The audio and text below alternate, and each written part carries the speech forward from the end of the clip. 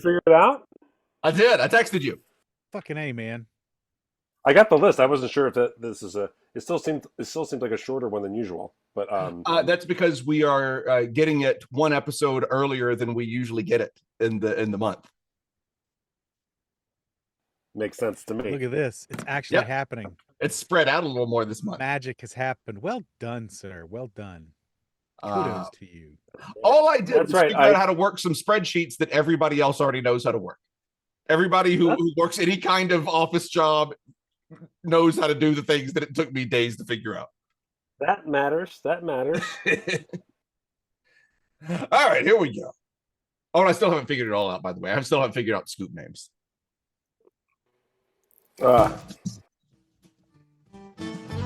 Oh, hello there. I am so happy you're here. This is the part of the show where we thank you, the ice cream truck drivers. Who are the ice cream truck drivers? Well, these are the folks that deliver that fucking ice cream straight to your fucking ear holes. Right now, I'd like to thank Random Admiral, Bearded Scoop, Sax Guy Jimmy T, Chasing the Dragon Scoop, and Darren Cunningham.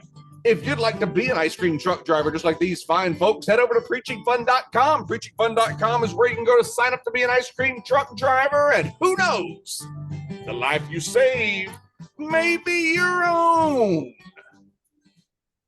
Now, a show. Hey, Johnny, do you want to go to an ice cream social? Yeah, I'd love to. Great, let's go. Oh, Matt Donnelly, looking very smart in his new glasses. That's right. That's right. Coming from old San Juan, Puerto Rico, huh? Fiesta. Yeah. Elio Sabes. It's time for Matt Donnelly's Ice Cream Social sitting in Puerto Rico. That's Matt Donnelly. Sitting in Pittsburgh, PA, that's Paul Mattingly. In Las Vegas, it's me, Jacob the Audio Guy. We're preaching fun. Woohoo. Yes. We're in old San Juan. As you know, I love it here, so because I tried to get us to move our recording and we couldn't do it, so I do cut my day out in El San Juan. It was fine. I had a lovely day. By the way, it was a disaster trying to get back on the ship. There's like one inept dude looking at everyone's. There's 3 ships in port. There's like one inept dude looking at people's IDs and kind of fumbling, and the line went back like a mile. I tried to join because in Puerto Rico I'm still in service. I tried to join the Zoom from the line because I thought I was going to be late to the show. Oh no! I was gonna show you, like I was in like a line like a mile long down the port trying to get back on the ship, and I'm sweating because I finally got in and I ran around everyone. I ran, ran for me. I trotted. I lightfully trotted. Some of you might remember when Bill Clinton used to go jogging all the time, and it wasn't really like a run. It was just kind of like two sticks would just go like doop doop doop doop doop doop with Secret Service easily running next to him. Mm-hmm. You know, right. I'll always remember the Phil Hartman version of that, where it was just always stopping at McDonald's. Oh yeah. McDonald's food in his jogging outfit. And then Obama got in, and he was like a runner, and so they had to get Secret Service people that they were like actual runners to go run with him. And he played like full court basketball, like with like people who play college and stuff. Yeah, it was a different. Dude. Obama's Secret Service guys had to be like they had to be ready to go. As somebody who just did, I've started doing a thing in this last couple of weeks where I'm just doing basically 20 push-ups anytime I have a little bit of a moment. Whoa. And boy, yeah, sure. But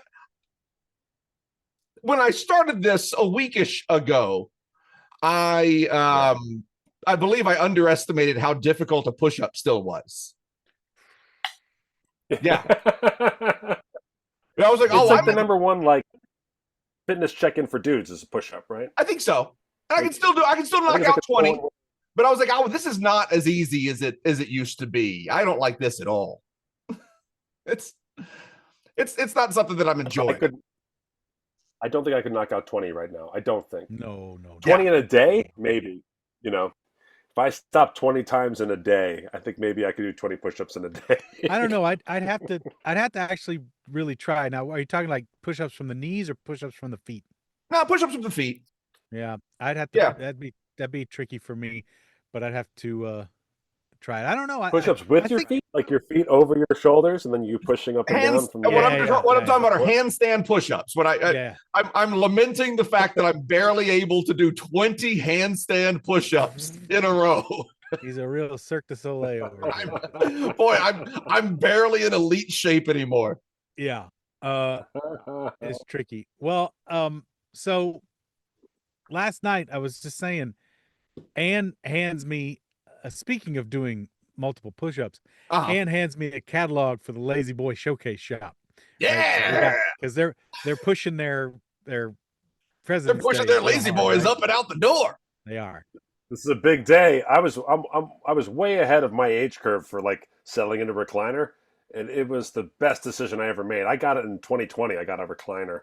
When we bought our first house in Las Vegas, when we bought our old house down in Mountain's Edge, where we used to record this podcast over a decade ago, my first purchase in that house was a recliner. I was like, fuck yes. And I am in the market, by the way, now for a new recliner. Well, I'm loosely in the market for a new recliner. As are we all, it seems. So I've got the camo recliner. Yeah. Right. It is being chewed to pieces by one Ted Theodore Kaczynski, my dog. And then your other chair just has like that film crust that has developed over it over the years, right? The blowjob chair. Yeah, the blowjob chair is long gone. I don't know if we ever had a blowjob chair. We got it on in the camo. Tell me about once upon a time. It's just we've had it right because you trapped your dog underneath. Right. So the next move is to get 2 recliners or a double. I think what we're going to do is like a double love seat recliner. So that's nice. That's what I've got downstairs here for my little personal cinema. And so I think we're going to get wait a minute upstairs. Let me ask you a question, Paul. I have a very important question for you, both about your existing love seat dual recliner and about a potential new dual love seat recliner. Mm-hmm. On your existing one, are you able to sit in the middle of it and put both feet up and sit there comfortably in mega recliner mode? No, because the center is a raised console with storage. Boo! This is basically 2 captain's chairs conjoined. Okay, I see the appeal of that. I really do. It's a gamer spot. I want you to explore the idea of getting one that you can sit in the middle of them. I'm able to store a bunch of remote controls and video game joysticks in that middle spot and whatnot. I think you should look to maybe anchor some chains to a ceiling and have like a real swing, like a dual fuck swing down in your basement. I'm not opposed to anything. Graduate up from the blowjob chair, chain fuck swing. I've got Dead Laszlo's 4-foot Enterprise hanging from the ceiling now. It's awesome, and showed me how to get these drop ceiling hooks. And she's done this stuff forever, working retail, and so she was able to help me get this thing wired up with some. You have toys hanging from the ceiling now. It's starting to get. You're going to be the guy with toys hanging from the ceiling. The next move is I really think I'm going to do all my Silver Hawks. I think I'm going to put all my Silver Hawks hanging from the ceiling because they're all in flight poses anyway. And I was like, yeah, let's just get them all hanging from the ceiling. Although I don't know bluegrass. It's going to be tricky, but I'll figure that out. Whatever. These are not tough problems to have. Anyway, she hands me the catalog for the Lazy Boy recliners. Okay. And no sooner did I have this in my hand, I was watching a video on YouTube at the time. No sooner did I have this in my hand and was perusing through it, then commercial pops up and it's Lazy Boy commercial on the YouTube. Just like that. Like within 20 seconds of her handing me the catalog. So get ready for some middle-aged white guy talk. The targeted ads get more boring. Every device, yeah, they do. But every device is targeting the shit out of you. Every device is listening. Every device. It's a little terrifying. Lean in. Google trips to Spain. Google landmarks I haven't seen yet. International landmarks I haven't seen yet. And then just start getting targeted for beautiful things all the time. Google free money delivered to house. My algorithm, because of this show, is just insanely fucked. because I'm constantly Googling things that we're talking about on this show. And so my algorithm just goes crazy. Yeah, it's weird. I get the most insane like sex toy targeted ads, like all this crazy shit all the time. So I'm trying to remember if I told this situational awareness a couple weeks ago or not, but we were out shopping, Ann and I, and it hit me. The gurgles hit me, and there was no escape. And I thought, I told her, I think I got 40 minutes, but then I pushed past that. Okay. And I was dancing in the dark, and things were going to go south real quick. Now, is this because, are you saying like 40-minute warning because you're intending to go home, or are you saying 40-minute warning before I need to find a restroom?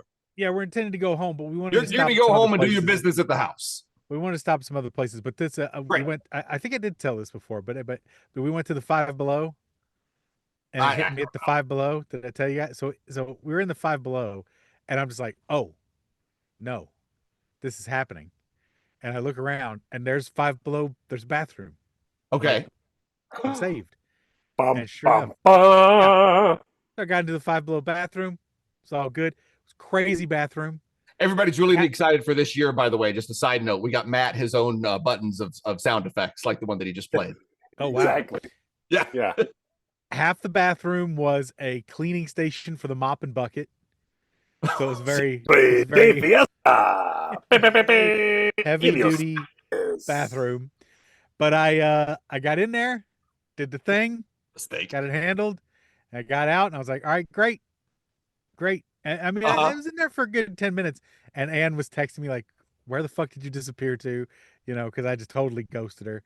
Oh, you didn't tell her, like, I'm going to the camp. I had to just go. Code brown, Ann.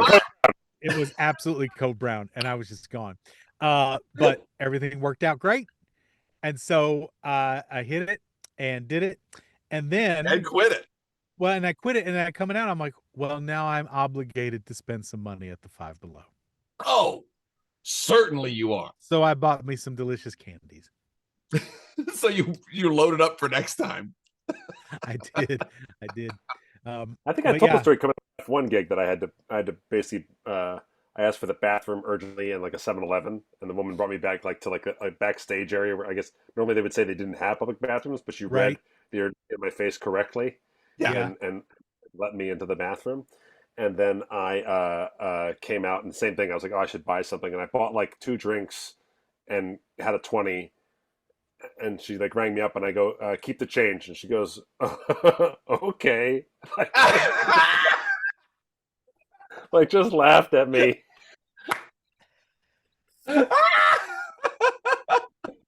For expressing the urgency of which she aided my situation. Also, I don't think the 7-Eleven clerk gets tipped ever. Oh, and they should. Not that location. No, yeah, I was, I was right next to the strip. I was in fucking, gangland down there. Right. That's great. Yeah. The last one of those I had was a couple of months ago. I was driving to a friend's house in LA, and I was going to explode. This was more than a few months ago, because I know exactly what day this was on. I was listening to it on the radio. This was the day that Trump got shot in the ear. Conspiracy, whatever, blah, blah, blah, whatever that is. But yeah, it was that day. So I'm like, listen to that on the radio. Wave it off. It's checked out every possible way, Jacob. Don't worry. That's right. It's all. Yes. As no one has any further questions. Someone living in Pennsylvania where it went down. It's all clear. Questions are all answered. Everybody's all settled on what occurred that day. Christ alive. But I can tell you what happened that day as I was driving to Los Angeles, and I was about to piss myself. I was going to like actually piss on myself. And so I pulled off. I pulled into a gas station, and I was like, I need your restroom. And he goes, it's an employee only. We don't have a public restroom. And he just said, he was, very like, this happens all the time, just, and I was like, you don't understand. I'm going to piss in this building. I'm going to piss. If I piss on the floor, I will clean it up. I will help. Like, if you get me a mop, I'll clean it up, but I'm about to piss right now. Can I please use your restroom? And He was like, all right, I got you, man. Just don't fuck it up. I got to clean it up if you fuck it up. I said, I please, can I use your restroom? We are past the point of no return here. This is No the problem. This is why we Listen, don't have public restroom. But You're right. No problem, It's sir. so- It's an 8-digit combination. Just when you go back there, it's 8640 yeah, 240. Make sure you don't hit the wrong button. If you hit the wrong button, it has to reset. Takes about 30 seconds. I forget whether you hit the pound before or after the numbers, but you have to try to give it a shot. Either it's pound and then 8 numbers, or it's 8 numbers then pound. Good luck. If it's not prepared for the input, it plays a sound. So if you hear the sound of a gurgling brook, that's the sound that it plays while it's just booting up. So don't push anything while you hear the sound of a gurgling brook. yeah, and please don't piss in the fountain that's right next to the bathroom. The urinal that we keep next to that door is decorative. Yeah, it's a decorative fountain. It's not a urinal. Well, I got one at Costco that Ann almost picked up, and I was like, "Go for it, just grab it." It's got a bunch of leaves, and it's just fountain. I mean, it's not technically a urinal, but I mean, hey, you know, Everything is technically urinal. Ah, you're right. Everything Yeah, can that's it. technically That's be a Yeah. urinal. That's No, exactly. I don't know. Does it have to be attached to a wall? What does it have to be a urinal? Urinals can be freestanding. What? You No. Paul, you have me pee all over you every Scoop Fest, and you're never up against the wall. You when say, call me a urinal. I do. You hold that hockey puck thing in your mouth, Yeah, and I cover my belly with ice, right? You as call- all the fancy urinals do. Why do they do that? That's a You dumb. call me the bubbler. You call me the Have they bubbler. stopped that? Put a rugby shirt. They stop that shit. Oh, What? I What? keep The fancy cloth and the urinal. ice. That just kills the Oh. smell. People are just doing it to Bullshit, kill the Bullshit, smell. though. Oh, I don't know if it works. I know people do it to kill the smell. All right. I remember going to public school as a kid, and it was a It's trough old fashioned. It is old fashioned. Most Ice in the urinal is an old thing. Yeah. Yeah, I used to the attorneys all the time, and Low splash. Lima Screamer Creamer says low splash in the chat. That's the plan. That's not a And, bad plan. I like that. and just in general, you want everything on the rocks. No, but the urinal down to the floor got banned by health codes. Oh, what happened? Right. I don't know, but it's just against health codes to have a urinal go all the way down to where That's the feet strange to me, because in No, other it's countries, because it's all you- squatty potties and Yeah, in the US, you're supposed to be able to store an open-faced sandwich on the floor cleanly at all times. It's the old. Oh. It's the old It's the old- open-faced sandwich test. That's what started Yeah. the whole Jersey Mike's Ever- little bit of ever sprinkle of since- oil. Yeah. Ever since Ruben became the health inspector, Can I he get a was, little sprinkle? Can I get a little sprinkle? Give me 5 minutes. Don't look at me. Scooper Nova Girl said in chat that she wanted to start fasting, but she's working so much she's afraid to start fasting. I think we're helping her now. I think we're helping her. Yeah, Oh, now we certainly. are with this Certainly. discussion. Yeah. We are the number one weight loss podcast. Nipping that in the bud. We will take your appetite away faster than anything else. I'll eat your leftovers. I'll tell you who else is going to piss on a pile of ice on Paul's belly. Oh shit! And that's the following sponsor. Today's show, Matt and Manly's Ice Cream Social, are brought to you by the fine makers, takers, and mischief graders. Mischief graders. Come on, Ship Wi-Fi, you know how to do it. Yum, yum, yum, yum, yum, yum, yum, yum, yum. Or yum, yum, yum. Today's show is brought to you by Bubba's Backyard. This is all part of the charm of the show. I think I can't give you every. I literally have been slowly over a decade offhanding every single responsibility I've had on the show to you, Jacob. I used to read the. I was just Scoop thinking the other day, I was like, oh, we got to get Matt in here. So Matt and I will be together again, and we'll get the cameras going and everything. I was like, oh, that means Matt's got to start introing the show again. I know. I don't know how he's going to handle this. Yeah, I used to curate the scoop mail. I used to read the scoop mail. I used to do the intros. So if I give you the ads, it's over. That's true. Today's show is brought to you by Bubba's Backyard Vol Roasts. That's right. From Anonymous in 2024, Bubba's backyard vole roasts. Vole. Oh, okay. Bubba's backyard vole roast. All right, all right. Hey, y'all want some vole? Come and get it. My name's Bubba. Got me some voles. Got me a backyard. Got me a fire pit. Boom. Done. That's the recipe. You ever have a dry rub vole? Dry rub vole? That's right. That's what I asked. Every girl's crazy.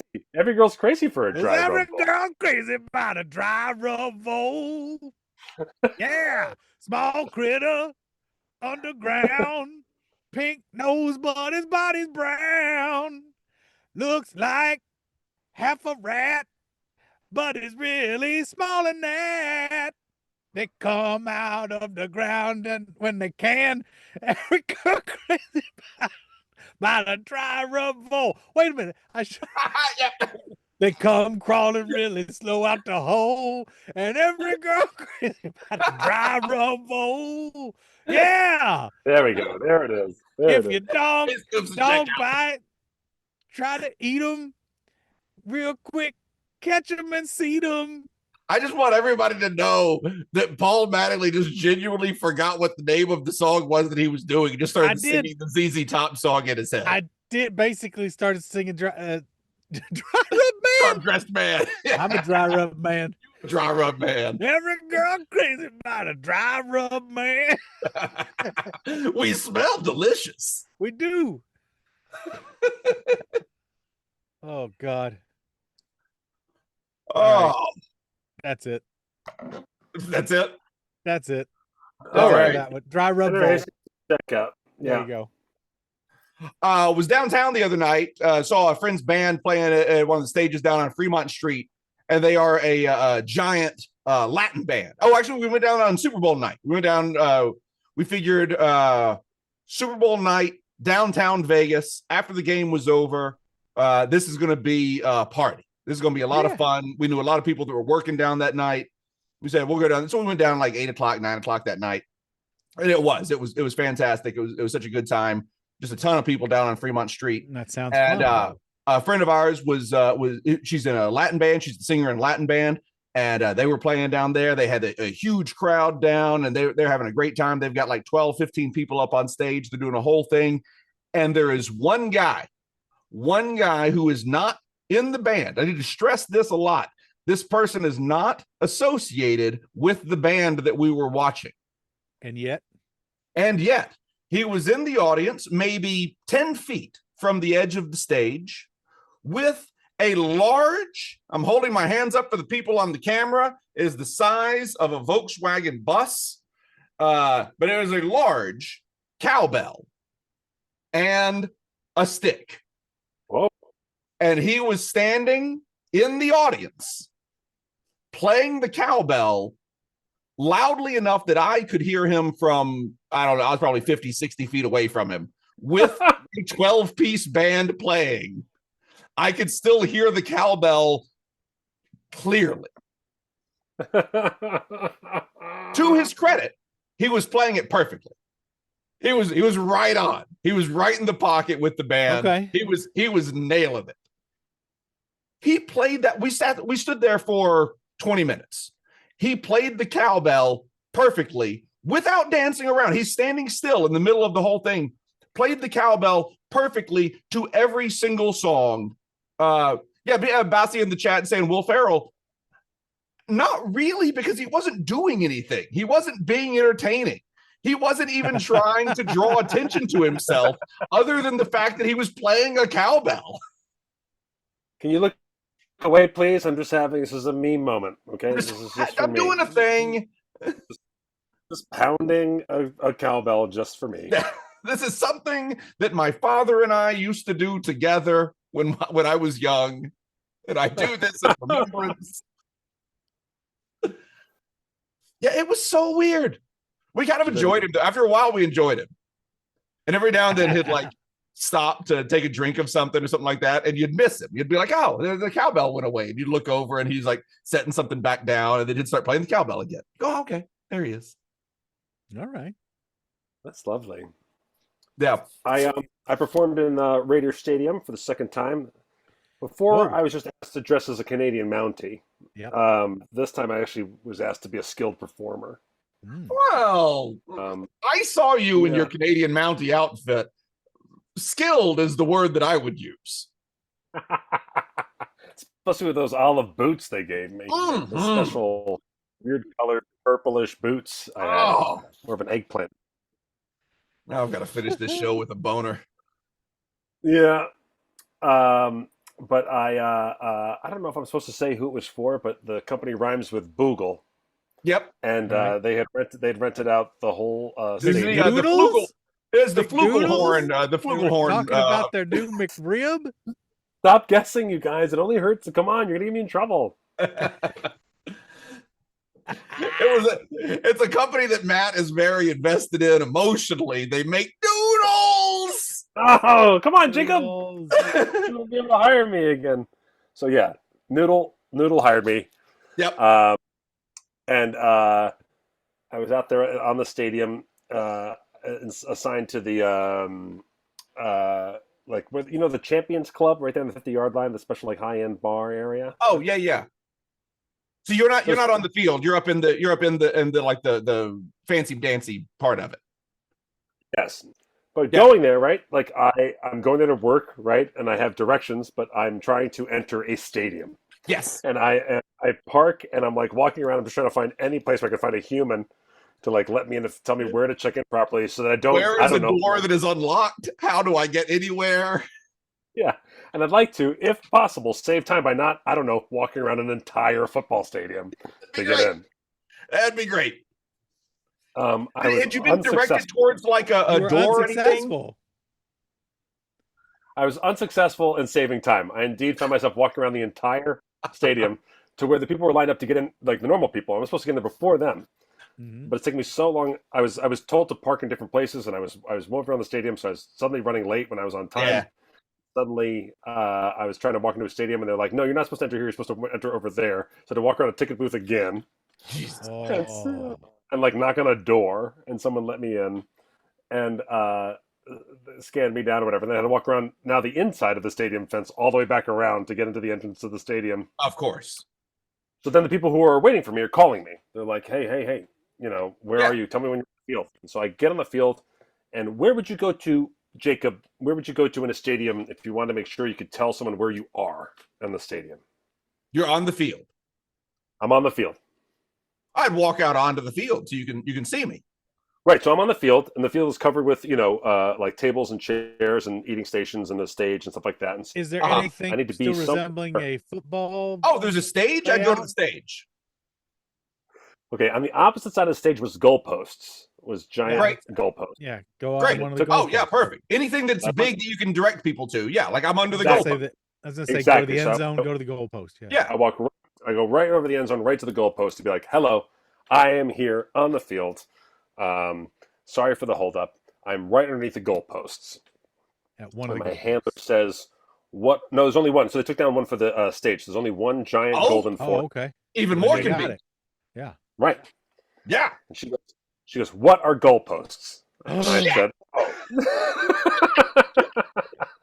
I did not anticipate this problem. What are goalposts? What are goalposts? I anticipated so many issues in this conversation, and this wasn't on the list. You know, I don't know. Is this just another example of the failure of the American educational system? I guess. I think so.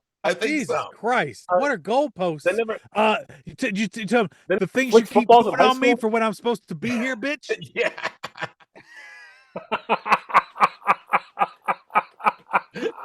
This is the part of the day where Matt got real snarky. Yeah, I would. I'd be like, top of the gig.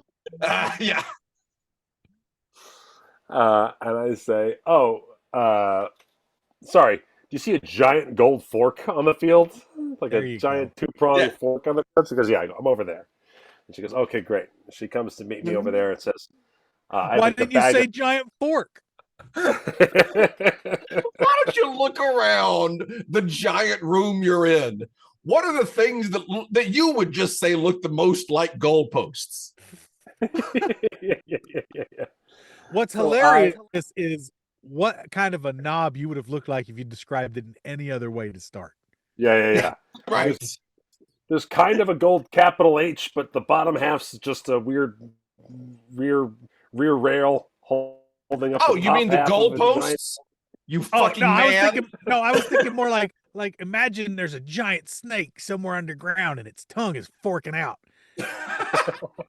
Like it looks like I'm under where the giant. Imagine there's a giant snake. I'm under this giant tongue. Oh, as if I don't know what they are either. So I'm trying to tell them, like, meet me by the snake's tongue. Meet me by the golden snake's tongue.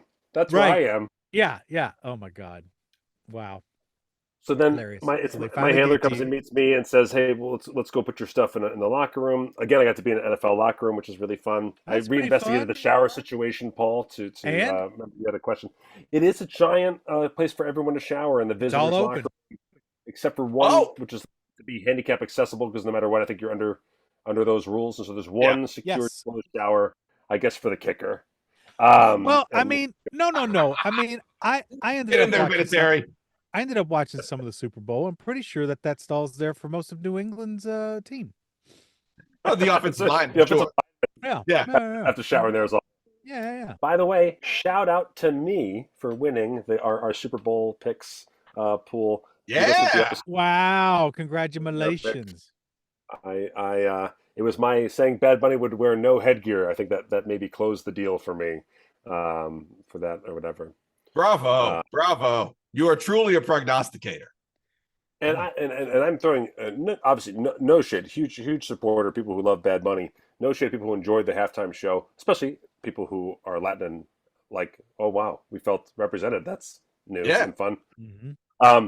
So that part's really nice. For the rest of the people, for anyone trying to express any kind of nuance about your take on the Super Bowl halftime show, like go fuck yourself. Like what? Nobody needs to know. Like the amount of people chime in and be like, my take on halftime. You're like, this is where you have to realize you are such a sheep to be looped in to the fact that you think you should have a passionate opinion about 20 minutes in the middle of a very well watched football game. Yeah, right. Like I'll tell you, I have one opinion of the Bad Bunny halftime show. One something that could even be somewhat construed as a criticism. I thoroughly enjoyed the halftime show. I thought it was great. I would have liked subtitles. I don't speak Spanish. I would have liked subtitles. I believe Bad Bunny addressed it before the Super. I think he was asked before the Super Bowl show in a press conference if there were going to be subtitles, and his answer was something along the lines of, "I don't want to have to try to educate people about Puerto Rico during a halftime show of a football game." Right. If I'm quoting him in any kind of correctly, certainly valid. I think he made for me. I would have liked to have known more about what was going on. Is there a way to? You probably could have put on. You probably could have put on subtitles, right? Oh, I could have figured something out. I could have, and I've since done the legwork to do it and to watch it with the translation and everything. Yeah. But in that moment, I was like, great. I love the actual wedding that took place. I thought that was really funny. I like that a lot. As soon as I saw that, I was like, that has to be real. That has to be real. Yes. There's no way you do that and don't make that real. No, but I think he's absolutely right to say that it's not his time to come educate people because certainly, it's got absolutely. That moment. No. Everything he did with that, totally valid. Right, it was great. Selfishly, I would have enjoyed some subtitles just so I knew what was happening on the screen a little more than I already did. The moment where he's got the workers on the electrical lines, and so many people that just goes whoosh. Right. Yeah. It's like guys, it's been notoriously difficult to maintain power in the entire island of Puerto Rico for decades. I will say, Bossy in the chat asked if just, hey Jacob, dumbass, you could have just turned the subtitles on your TV. Aren't there auto subtitles? There were actually 3 different options for auto subtitles as we were watching it, and all 3 sets of subtitles were also in Spanish. There you go. Mm-hmm. Yeah. All right. So there were no translation subtitles available. That's because they're trying to take away American values. That's right. That's right. No, definitely. It was so incredibly joyful. I was watching Kid Rock, and No. I also could. I also needed subtitles as well. Did anyone else genuinely also watch the other halftime show? No. No, because I did. No. Oh no. I mean, I've seen clips, and I'll just tell you this: rehearsals are for snowflakes. Okay. Yeah, they sure are. They sure are, buddy. Snowflakes. You go out there and you raw dog it. It was. I showed you guys when because I have now famously built a stage in my backyard. It was there for Scoop Fest and everything, and we've shot music video on it and all. Yeah. The Turning Point USA halftime show had about the same production values that the music video that we shot in my backyard did, and I'm not really making a joke. Like production wise, this is so fucking bad. And then Kid Rock made me. I was genuinely just embarrassed for him. I was like, this is just sad. This is something you're trying to do a thing that you did 30 years ago, and you're trying to do it because of politics, and you look ridiculous.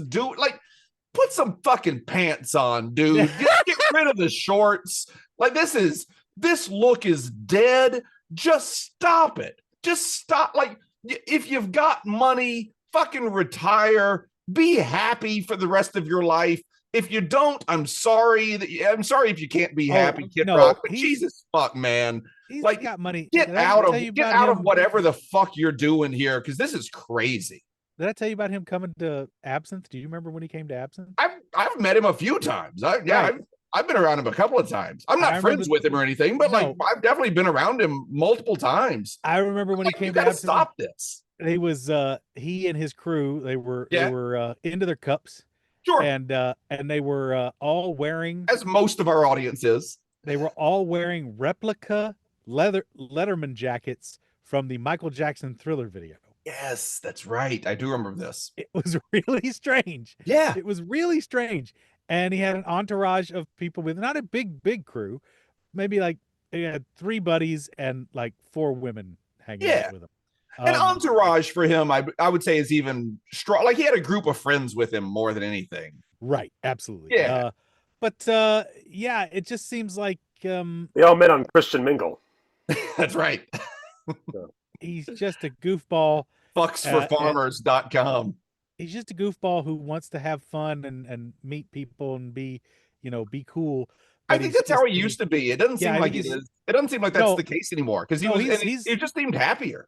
He's lost the plot at this point, for sure. I don't know. It was honestly just like, I wanted to watch it and laugh, and instead I just watched it and got sad. I'm just sad. It's sad for him. I think I've told this on the show before. I've lost that funny bone of like watching things ironically and just laughing at something. I'm hard pressed to do that as well. Yeah, and so I just feel bad for people. Look, I mean, they probably made money on it, and they drew like 6 million viewers, which is that's not nothing. It's more than we've got right now. It's half the Puppy Bowl. It's half the Puppy Bowl. Yep. It's a couple of orders of magnitude under what Bad Bunny had, and also just like really kind of like pathetic. Yeah. And like the young, and like I felt bad for the young artists who were up there, who like I don't know the other kids that were performing in the thing. Like I don't know their names. I didn't research them when I saw them. I saw their names and went, well, I don't know those 3 people, and that was the end of. That was the end of that. But I watched them. I was like, these people are not talentless acts. These people clearly can do something. They've got some talent. They've got some vocal talent. Maybe they're writing songs. I don't know. But fuck, it's just embarrassing. Just stop. Fuck indeed. Also, we don't like this halftime show. We have to put on our own halftime show. We are children throwing a tantrum. Yeah, like basically, like I know this is what I mean. Like, even if you are a bigot, to spend your bigoted energy on halftime instead of, I don't know, don't watch. Go out in the backyard for 10 minutes. Like whatever. Like we know that you can be a bigot and just have the Bad Bunny halftime show on in the background of your Super Bowl party and not be bothered by it. We know that that's possible because we saw Donald Trump do it at his Super Bowl party. He's on film with the Bad Bunny show going on in the background, and he didn't seem bothered by it at all. No, it's so obviously performative and silly, and that none of them have any of. That's the problem too, is all this dumb culture war shit. There's no real. There's nothing. There's no there. No, there's no belief behind any of it. it. So we're talking about watching the documentary, the 1995 Woodstock, right? That's the one that went off the rails. 99, I think. Yeah, 99 was the bad one. Yeah. Yeah, Woodstock 99. That was it. Yeah, 94 was good. 99 went to shit. Where they really they set everything on fire, ripped everything to shreds. That was one with like Limp Bizkit, and Yep. And we look back and we don't know why they're angry. Like we don't know what caused this behavior to occur. And I think we're going to look back at this time with the same kind of strangeness, as like, what was happening? Like where was the egregious nature? It is so strange. Well, we're denied at every turn a place to put positivity too. We're not allowed to build anything properly here. There are too many forces profiting from us not wanting greater good and some sense of unity. Yeah. We should all, for the better part of ourselves, get along, right? Yes. We are learning every day more and more how there is a common enemy. For all of us. I'm seriously, look around. Like, just be nice to each other. Fuck. Yeah. I'll talk about this as respectfully as I can, without betraying too much. But basically, like, my oldest child was invited to participate in a ICE protest at his school. Okay. He came home from school saying, "Hey, there's going to be a walkout tomorrow, and I don't know how to handle it. I'm scared. I'm about getting in trouble. And blah blah blah blah blah. But it seems like a lot of people are going to walk out." And for the to paint the picture, elementary school, junior high, high school, junior high, so junior high, 6th, 7th, 8th grade. Great, right. And so my wife, trying to be more diplomatic of a communicator, got all the parents on a text thread to be like, "Hey, have you guys heard about this? And how are we handling it? And how are we supporting it? Blah blah blah blah blah." Okay. Mm-hmm. And one of my neighbors right across the street. Holy shit! Your wife is just good at being a parent. It wouldn't have always. It would not occur to me to text the other parents. No, and I was handling it with my kid too. Like, I was like, let's bring mom in, but I've been handling this. I'm a good dad. Let's bring her in. But it's really. And then mom comes in. She's like, "Oh, I guess I'll just fix this. Hold on." Yeah. Good point. Yeah. We get a text from one of our neighbors across the street who voted for Trump. Yep. And she was like, "How are you? Launching into this, blah blah." Like, really, really upset that our kids might participate in a protest in any way in 6th and 7th and 8th grade. Her point not being that she was against the cause, but her point was that too young. Let our kids be kids. Like, what are we doing? Yeah. They're just doing it to imitate the high school kids and blah blah blah blah blah. And I mean, and to be fair, like, when you first said it, because I obviously I know your kids, and like my first thought was like, shit, that's young. Right. And so, in terms of like putting a bow on that end of the story, Mike ended up not participating. He asked the teacher straight up, "Am I going to get in trouble for this?" They said yes, and he just didn't want to get in trouble, and so he stayed. And he later said he regretted not going. Okay. And I said, "I wish I could tell you that's the last chance you'll have to protest for something you love, but I got a feeling you're going to have plenty more opportunities to get out there and get your voice. You're going to be fine, kiddo." And I really was in that moment not trying to get him to go one way or the other. I think there's no mystery as to where I fall in the debate, or where my kid would fall in the debate, but I didn't actually understand where they were going and why. Because I told him, I was like, I participate in protests, but most of the time I've protested, I've gone to a place or been at the place where the people affected are going to have to listen, right? Yeah. So if I protested at my high school for a teacher's job, I protested against the tuition hike at my college. I went to Washington D.C. to protest. Like, you go to the places. This walk out of a school to go somewhere else, they ended up going to another school and then a park. I didn't understand where that was going. I didn't understand where that was talking to ICE. I didn't understand. Yeah. So I was like, unless the news just reports simply that these young children have walked out for the cause, that's really the best you could accomplish with it. Right. On the other hand, I didn't mind them saying, I'm upset. I want to feel like I'm doing something. Yeah. I want to get out and make sure my voice is heard. I do understand that. And for it to be at first kids' attempts to coordinate and mobilize, and admittedly a flawed rollout, I thought, for what was happening. It was great for them to try at this age, Yep. because by the time when they're older and it will matter more, they'll learn from different things that they've learned from this, So I was cool with all of it. Basically, I was cool with all of it. Yeah. I basically told myself, I said, I trust your gut. At home, you will get in trouble for nothing.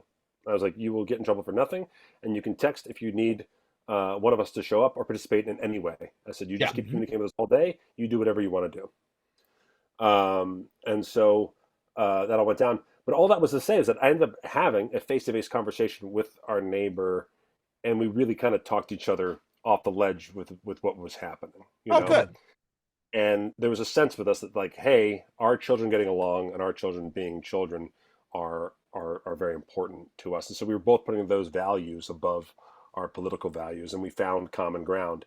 And that's what happens when you talk face to face, and that's what happens when you want greater good to happen. Yep. And when you actually have when you genuinely have a goal that the group is trying to accomplish, and the discussion is just about what is the best way to accomplish this goal, then everything gets a lot simpler. Yeah. When the goal is like, we want our kids to be healthy and happy and grow up to be really great adults. Like, okay, we can sit down and have a conversation, just a reasonable conversation about the nuances of how we want to achieve that goal. It can be done, but we have to, we just have an onslaught of bad actors and bad. Well, that's what I mean. You're not genuinely trying to achieve. You're not genuinely trying to accomplish something. No. Well, that's the thing. Is the only thing that's in the larger sphere that's being pushed is destruction. And destruction is way easier than building. Yeah. It's way easier. It's so easy to tear stuff down. It's so easy to disband things. Actually, who else is into destructing and disbanding things, Paul? Who? The following sponsor. Oh! Today's show is brought to you by Star Trek: Strange New Worlds. If you're not watching Strange New Worlds, you're not really a Trekkie. That's from Salt Lake Scoop in 2020. Star Trek: Strange New Worlds. Fandom call out.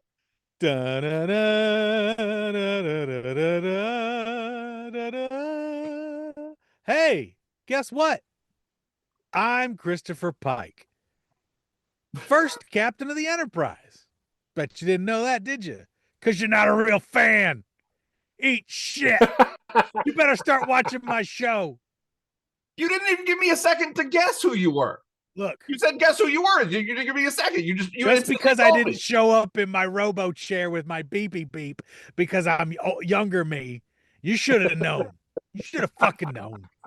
You understand? I didn't know that you were. I didn't know who you were, but I was gonna guess. If I'd showed up in my rolly chair with my beepy beep, you'd have known. If I'd showed up in my you were Professor Xavier. No. You're Professor Xavier. What's that, Professor? What, do I need to bring a Telosian over here? Now, Telosian looks a little bit like Charles Xavier with the big ball head and the veiny bops. Are you reading my mind, Professor Xavier? No, a Telosian is. God damn it.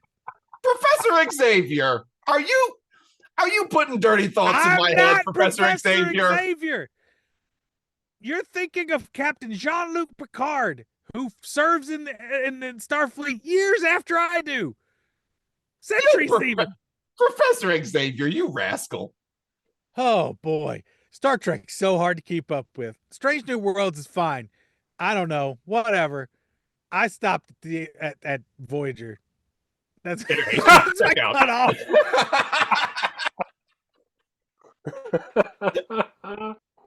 Anyway, we had all tangented from the time that I was walking from my goalpost to the dressing room when my phone rang. Right. Yes. And it was not. I was next to my handler, but it was the person who hired me was saying, "Hey, are you on the field?" I said, "Well, I just was, but I'm being walked to the dressing room right now. Yes. Yeah. We need you on the field." Oh, Okay. shit. Oh, we need magic on the field. Stat. Get on I the said- field. Baby wants, baby gets. Let's do Yeah. this. Quickly ran my stuff down, went back on the field with my handler, and the phone rings, and it's my handler. Answers, and she goes, "You have Matt." She goes, "Yes." She goes, "Where are you guys?" "On the field." She goes, "Where on the field?" She says, "Underneath the goalposts." I was impressed. She just learned what those are. Yeah, she just figured that out. Yeah. She just dove right Great. back in. She just dove in. And the Are person they on right the there phone too? goes, what are goalposts? No, they did not. What in the fuck is going on? What in the fuck is going on? Yes. This is a routine. Holy shit. They are fucking with Donnelly. Holy shit, they are. If they're not, No, what? I don't think they are. What in the Matrix is happening? Are you Ugh. fucking kidding? What are Entertain- goalposts? Entertainment people putting on stuff in a football field. But that's not even. So- If you've heard like moving goalposts is a common colloquial phrase that is used all the time. Not common enough. What do they think it means? They don't listen. What the fuck? This is fucking insanity. And so all I want to know, Matt, Oh, how did this person who just herself learned what goalposts are explain what they are to this new person? and You how does fucking it feel repeated- to touch them in their human skin, knowing there's a lizard weirdo inside there that's never been to the planet? What the fuck are you talking about? What's a goalpost? What the shit are you saying? Twice in a row. That's not coincidence. What the fuck? What's going on? It's not coincidence. This is conspiracy. I mean, the company that hired me was called Lizard People LLC. Aha! No, she described it the same way I did. She's like giant gold kind of fork thing. Boy, she listened. She's a smart one. Oh, they got a You different way of talking out You there. get in her the name and community. resume. What the fuck is happening? We got to give her a job. I like her. She Boy, learns, boy. she adapts, she pivots. Under the Yeah. goalposts. Wow. Wow. I right. was afraid this week that I was going to be beaten and or arrested. Oh. What? I was walking along through Caesar's Palace, and I was. There's your first mistake. I'm No, going I to. know. You I'm were- going from the I've- parking garage I've to my worked- place of employment. I have walked through that place. I Yeah. think you might be one of the only people that's walked through there more than me. I bet I am. I know you are. I know Yep. you've walked there a lot. So I'm walking through Caesar's Palace, and I'm walking behind a group of young people, early 20s, Oh, early we know where this mid-20s goes. young people. No, you don't. Youths. No, you don't know where this is going. I thought you were gonna get 6'7" again. What happened? No, there's no 6'7" of this. So there's 4 or 5 people in front of me. There's 4 or 5 of these young people in front of me, Okay. and they're all dressed like they look like they're going to the club. Is what they're dressed like they're going to the club. They're swanked out. They're swanked out, Fancy shoes. fancy shoes, fancy outfits. Everybody's looking real nice. Hair Everybody's did. hair's eyebrows on all fleek. done up. Yeah, eyebrows are on fleek. Got it. The Yeah. fuck. Yep. So they're walking along, and I'm walking along, just probably 2 steps behind them. It's very crowded, Uh-huh. so I'm walking, like a step or 2 behind this group. Specifically, I'm behind one of the young women in the group. Right. From behind me, somebody else who I later learned was part of this group Oh. ran up to, like, from my right, got Uh-huh. up behind the woman who was in front of me, Uh-huh. and just reached up under her skirt and gave her a boop. Whoa! A male did this? Oh. A male did this. Oh no. She spun around with a look that you could imagine, and which was appropriate for the moment, Yes. Right. and sees me. You. Oh yeah. Oh no. Uh-huh. And you look like a creeper, you know. And You look like I a look like a creep. And I believe all the blood left my body. Yeah. I believe I just dumped all my blood onto the floor in that moment. Where's the perpetrator? Where Venom did they Venom had scamper away? evacuated and went to move to another person. Yeah. Venom was like, "Fuck this, I'm out." Did they scamper away? Where was this? Where was No.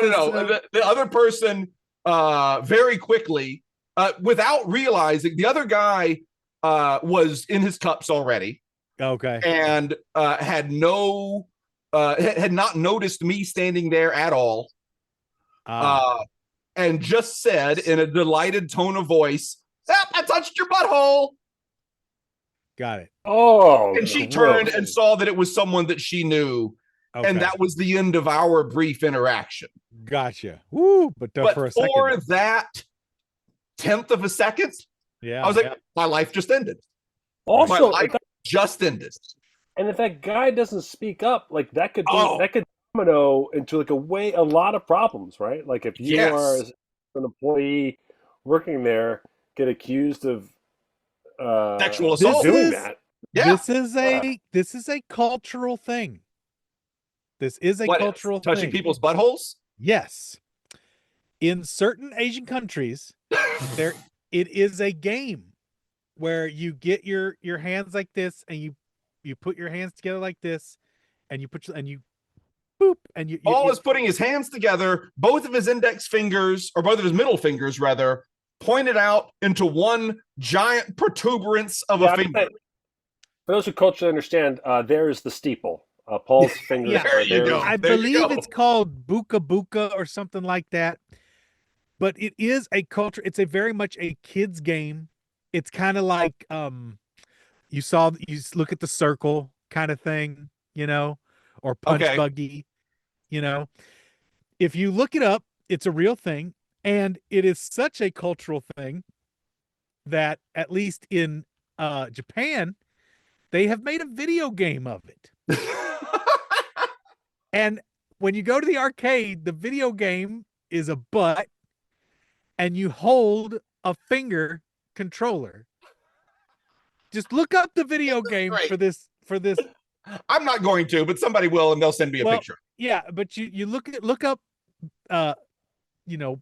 push butt video game Japanese, whatever. Yeah. No, but yeah, this guy and this girl obviously knew each other, and like she was instantly much more okay with it, and they seemed like they were going to go on and have a good time. It didn't seem like anybody was upset after she figured out what was happening and all that kind of stuff. I wonder how, like, if he had walked up and fingered my butthole. Go ahead. And I turned around and just said, "Thank you," and just started crying and holding his shoulders. Like, I wonder how he would have felt then. Maybe that's what he was looking for.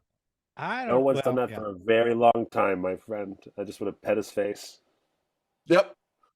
And I know it is very much a thing where, it's called concho. Okay. It's called concho. Well, that makes more sense. Concho is a prank performed by clasping the hands together in the shape of a finger gun and poking the anus of an unsuspecting person. Okay. Great. And then you got to go concho. This makes the term duck, duck, goose make much more sense. Straight from Wikipedia. I'm just going to do a quick announcement right now. We are not playing this game at Scoop Fest. It is a common prank in East Asian countries. Playing this such game as Japan. at Scoop Fest. In Korea, it's got a different name. In China, it's got a different name. The word concho is a slang adaptation of the Japanese word for enema. In accordance with widespread practice, the word is generally written in katakana when used in its slang sense and in kanji when used for enemas in the medical sense. Okay. Yeah, and then Boonga Boonga. That's okay, that was the game. So in 2001, a game called Boonga Boonga. There it is. There's the video game. So Boonga Boonga was released. You can spank them and poke them in the booty. Yeah, there it is. The promotional poster for Boonga Boonga. you can see that. Dad, I did all my homework. Will you give me 20 minutes of boonga boonga time? So it's Okay. it's just a butt hanging out of an arcade game, and you can see Oh, it's next a to the straight up butt. arcade game. Yeah, it was an arcade game. Next to it, TheBucketShow.com. This is a good time to mention TheBucketShow.com. If you want You to watch can the s- video of this, you can watch us on can look Twitch. this up online. There's videos of this stuff being played, but you can kind of see. You see the handle there next to it. So instead of a light gun, it's a finger. So you pick up that thing, and when you're the right time, you go boink, and you get them into hootie hoo. Yeah. So yeah. Speaking of getting you in the hootie hoo, here's some Jock versus Nerd. And look at all the video game people getting upset by being poked in the butt. They're all so upset. They're very upset. I don't think they're wrong or even overreacting. Hootie hoo is a medical term, Rodimus Scoop.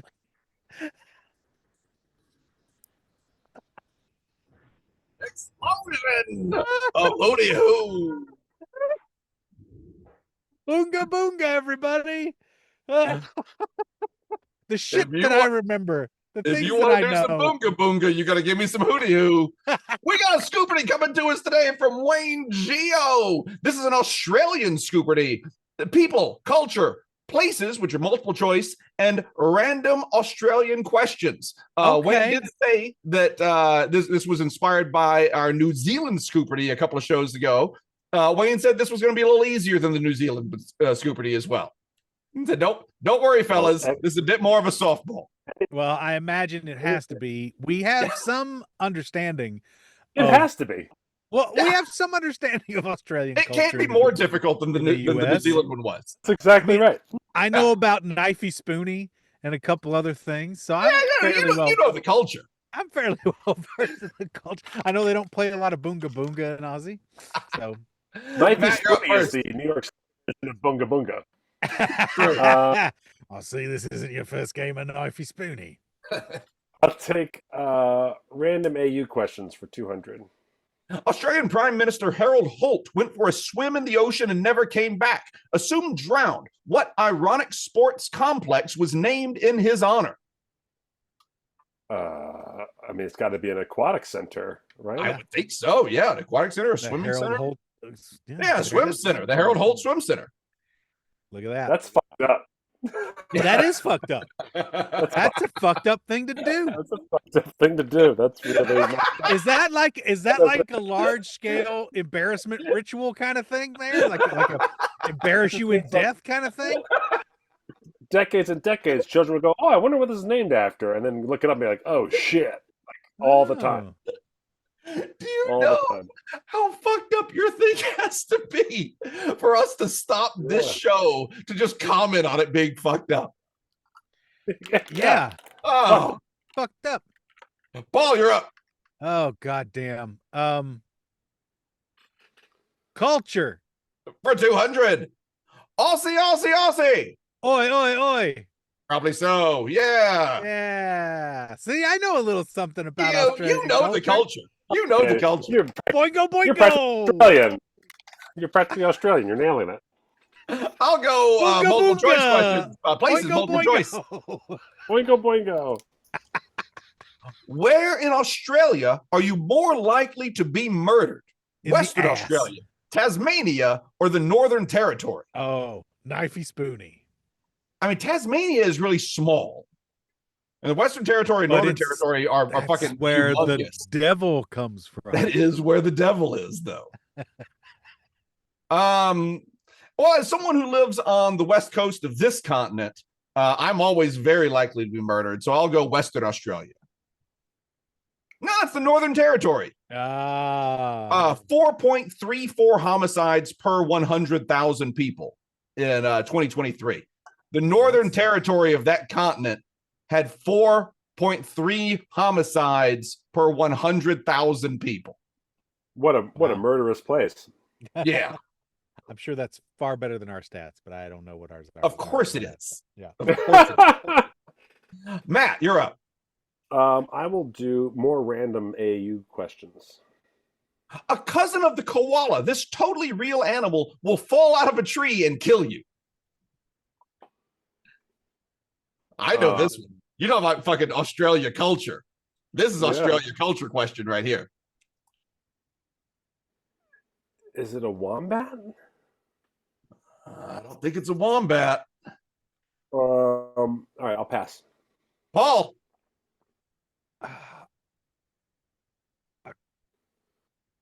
I really hope I'm just wrong and I'm just talking you guys out of all the answers. I hope it's just wombat. Capybara, but I think it's a sloth because a sloth will just fall out and hit you and you'll die. Is that true? I think because are sloths heavy enough to kill you if they yeah they're big old things and they'll get you with shit, you know. Jesus. I'll go sloth. No, it's not a sloth. It's a drop bear. What? Fuck yeah, it's a drop bear. Drop bear. Shit. I never heard of that till right now. Drop bear. It is more Australia culture than actual animal fact. Right. Okay. And I don't want to cousin. I don't want to give it away more than that. Paul, you're up. Okay. I think our Australian listeners will appreciate me not giving it away more than that. I will go culture for 800 to get back on the board. Do it. We don't say Mickey D's Golden Arches is not classy enough. Mackey's is what a child would say. What do Aussies call McDonald's? Macca's. Macca's. I think you got it. Is that how you would have spelled that? Yeah, Macca's. Great. I couldn't tell if you had an R in there or not. No, Macca's. With your Johnny Australia accent. Macca's. Oh, I had another thing, you know, that thing where you say R&R, like rest and relaxation. If you say R&R as an American, you're actually saying oh no as an Australian. R&R. I came up with another one the other day that hit me, and I was like, oh, yeah, that's another way to do that. R&R. R&R. I'll try culture for 400. I can't remember what I... Aussie F1 driver, Daniel Ricciardo popularized the practice of drinking alcohol out of a shoe in celebration. What is this practice called? I don't know. Australian marriage. I know that in college we called this shooting the boot. So I'll go with shooting the boot. That's probably right. Oh, doing a shoey. I have heard that before. Yeah. Come on, baby. Do a shoey. Yeah. Matt. Chubby checker with the wettest feet on wax. Australian people for 600. Do a shoey. Daily double. Matt just plucking the daily double out of the middle of that category. You got it. This actor, who also has a non-country name, was born in New Zealand, but some Aussies like to consider him one of the boys. The boys in quotes. This actor has a non-country name. What does that mean? I don't know. We haven't done any of the rest of the category.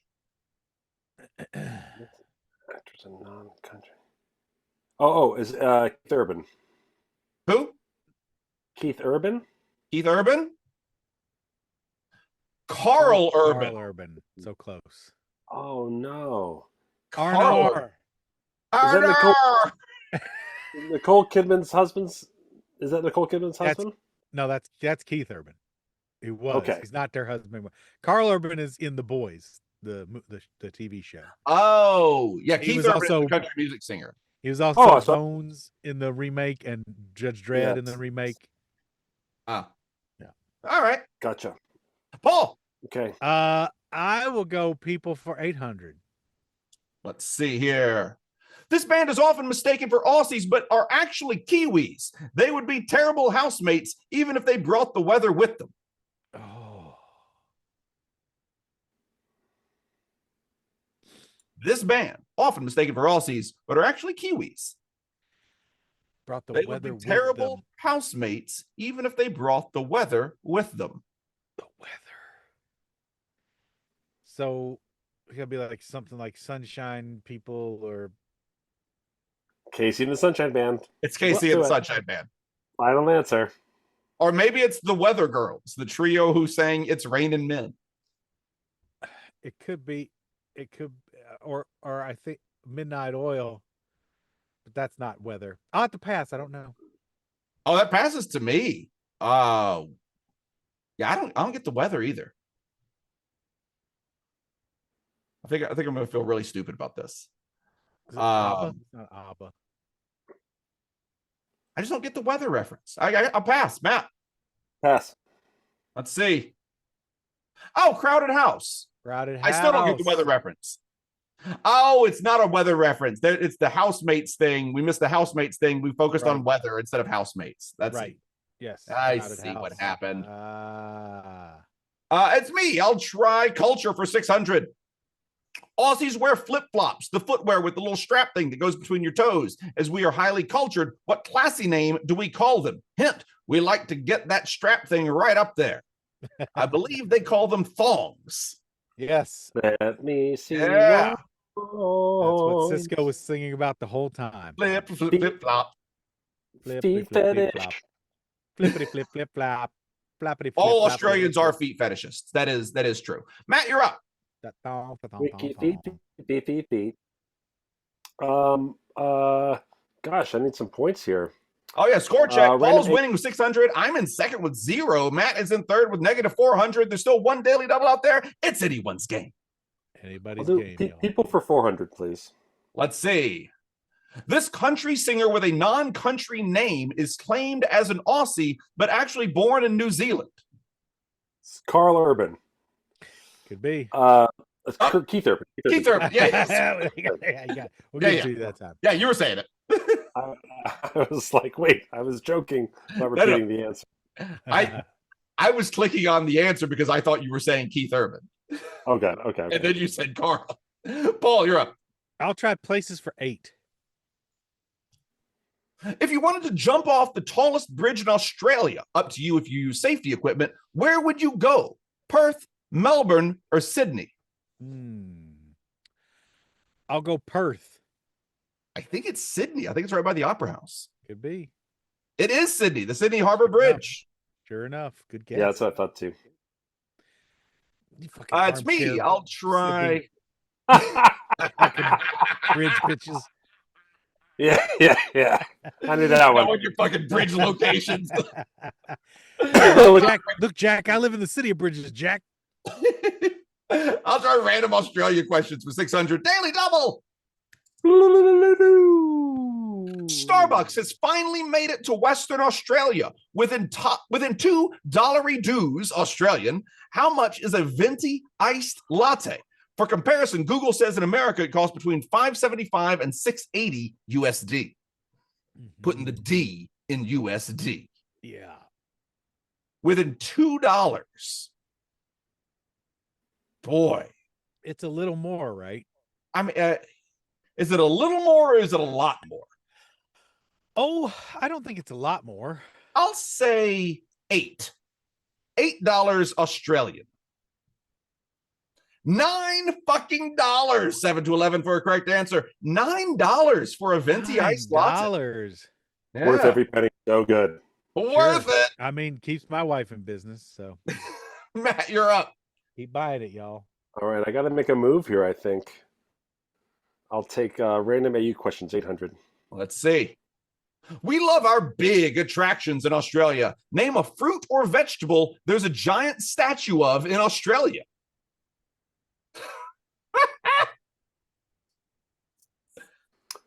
Name a big fruit or vegetable. Do they have a bunch of giant statues? And I'm about to, and I can. Is it just like every fruit and vegetable? Like, that's what I'm saying. Like, we love our big attractions. So are there a bunch of? I don't know. I'm gonna pass. I'm annoyed. Paul. Australia, you have annoyed Matt with your fruit and vegetable statues. Whether they you gave exist like or 7 not. hints. You gave like 7 hints for thongs, and this one I have big. That's the big hint. Is that big is in quotes? Say carrot. Oh, let's try carrot. Apple, avocado, banana, cherry, mandarin melon, mushroom, olive, orange, potato. I was thinking about potato, pineapple, strawberry, and watermelon. What'd you say, Paul? And carrot. Oh, fuck. No, that's not on there at all. I know it's not on there. Ah, shit. Still trying to figure out this question. So there's just a bunch of giant statues in Australia of different foods? I guess so. 9, 12, 13 of them. Wow. Paul, you're up. You got people or places to choose from. Score check. You have negative 1,000 points. Enter in third place. Matt has 0, is in second place. I have 600 in first. I'll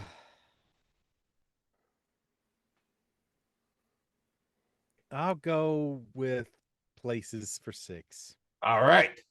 Which state are you most likely to be shot by a cop?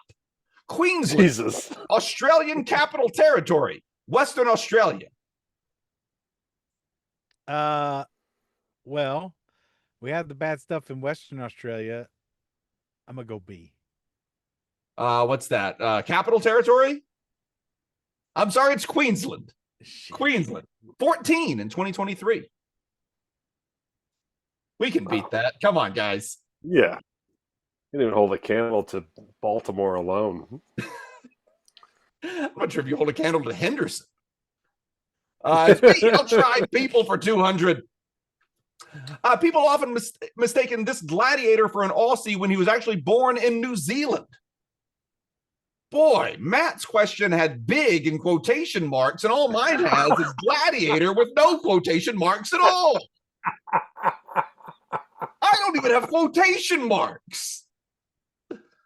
Russell Crowe. I'll continue Hello. under protest. Hello, Russell Crowe. Hello. It's me, Russell Crowe, on the phone. Matt closes out the category and the game. Places multiple choice for 400. Which state are you more likely to be found? Sorry. Which state are you more likely to be found dead in a barrel? South Australia, Victoria, or Queensland? This is tough because if I get this right, I'm in second place. If I get this wrong, I'm in second place. That's right. So I'll pass. I'm going to use my original guess that I was going to do for statutes of fruits and vegetables. Okay. And I'm going to say either Bruce Valanche or Terry Schiavo. Let's see it. It is Bruce Valanche. Yeah! Look at me. It's South Australia. One time they found 12 of them. Take that, Lake Mead. Yeah. Wow. Okay. That's the game. I win with 800. Matt's in second with 0. Paul's in third with negative 1,600. That's from Wayne Geo. Thank you, Wayne, for sending that in. Thanks, Wayne. If you want to send in any kind of jock versus nerd, heyscoops.com is where you can go. Head over there, make us a jock versus nerd, send us some scoop mail, all the things right there at heyscoops.com. Special thank you to Wayne, who I know is working very diligently on elements of the coming Hey Scoops documentary. I am so excited to see your work and cannot wait for that documentary's incredible worldwide success and our eventual rise to megastardom. That reminds me, I have to do something for that today. I also want to thank Wayne because that was indeed easier than the New Zealand Scoopardy. It was. Well, only one of us was in negative points this time. Mm-hmm. Yeah, exactly. That'd be me. So, I mean, definite step up. I thought it was going to be easier than that, but it wasn't. I also want to thank Penn Gillette for creating this podcast. Thanks, Ben. And I want to thank the following people who support us over on our Patreon page. I have a list here. Yeah, you do. The list goes a little something like this. These people all have fucking dropped a deuce in a Five Below. This is David Gravel, Nikki Benoit, Ralph Barrett, Mark Sadowski, Scoopy Geek, Andrew Langmead, Michael Slaw, Michelle Yeiser, Jared Martin, Kylie Coles, Phil Tomlinson, Kenny, Gerardo Garcia, Alan Bennett, Stephen Clively, John Cifelli, Gabe Enright, Sebastian Robbins, Flindy, Ian H. Chapman, Mary Rowe, Nicole Flynn, Soulless Scoop, Gazpacho Scoop, and Finn Stephenson. Thank you so much. These people are still unclear on the definition of a goalpost. Brian McLeod, Tristan Van O's, Charles Ullman, Sir Chomps, Stephen Marinelli, John Holchin, Bearded Scoop, Joe Mastrangelo, Stacy Coleman, Daniel Greenwolf, Jeff Harris, Adam Risbick, Rybsech. I'm sorry, I'm butchering that. J-Rock. I think you got it. The other John, Dennis Hand, Scoopader Ascending, Kristen Kledek, the Didgeridoosh, Dave Peterson, Armis Sar, Bart Vonk, Wilbert, Peter Buford, B.O.B., Jason Speckland, and John Carter. Thank you. And of course, I want to thank the following Scoops who have all lost a family member tragically to drop bears. That's Max the Ginger Scoop, Tess Sterling, the Chelsfar, Mitch Hedberg lives. Oh, well, that's good news. Scott Muldred, Rebecca Gardner, Pete Mortis, Timothy Sutton, Joseph Pengrazio, Andrew J. Hughes, Malia, Ed Andrick, Luke Scoop Skywalker, Richard, Scoop Lindsay, Mama Ninja Scoop, Dippin' Dot Jack, Aaron the All-Star Scoop, Nate Walk, that's Uncle Don's Woodshop, Dustin K, Jeff Ackerman, Patrick McSharer, Brian Lehman, Jacob Dinklaker, Teddy Mueller, and Fade Out Scoop. Thank you all so much. It really means the world to us that you guys support us over there. Preachingfun.com. I'm jumping ahead, but preachingfun.com. Go over there. Come visit preachingfun.com. It's better than hanging with your mom.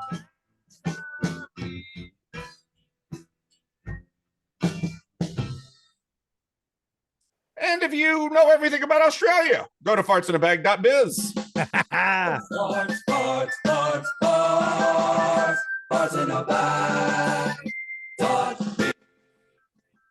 That, of course, is fartsinabag.biz. That, along with preachingfun.com, it takes you over to our Patreon page, where for as little as $3 a month, you can help keep this show on the air. Like I was starting to say a second ago, we are dependent on our Patreon supporters. So if you think this show is worth more than $0, please head over to preachingfun.com, fartsinabag.biz. Either of those websites will take you over to our Patreon page, and you can help keep this show going. I've been looking at our Patreon list over the last couple of days. I've been figuring out list technical stuff and everything. And boy, it's just gotten me in the mood of thankfulness towards all of our scoops out there who are so kind and so generous and actually like what we do here. It's crazy that anybody likes this, but I'm sure glad that you do. You lunatics. You fucking We lunatics. love every one of you. Yeah. You blew it up. Like, I'll see you all at the cone, and if you don't know where the cone is, it's right by the goalposts. Stay safe out there. We love you, and we'll see Continue you to soon. move it. We continue to move it. Keeps getting moved. Constant movement. By the what? The goalpost.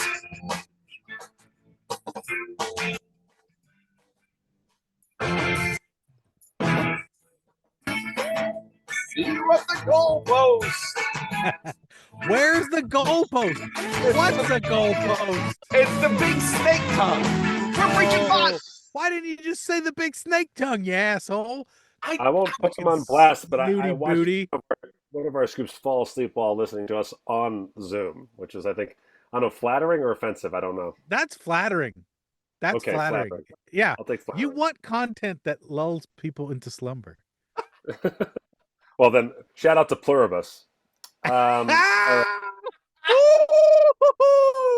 Put your own kid on blast like that. I can't believe it. Poor Keeler. What'd he ever do? Yeah. Off air. Did you watch that, Paul? I've watched all Pluribus, yes. Hey, see you, Twitch. We'll see you next time. Bye.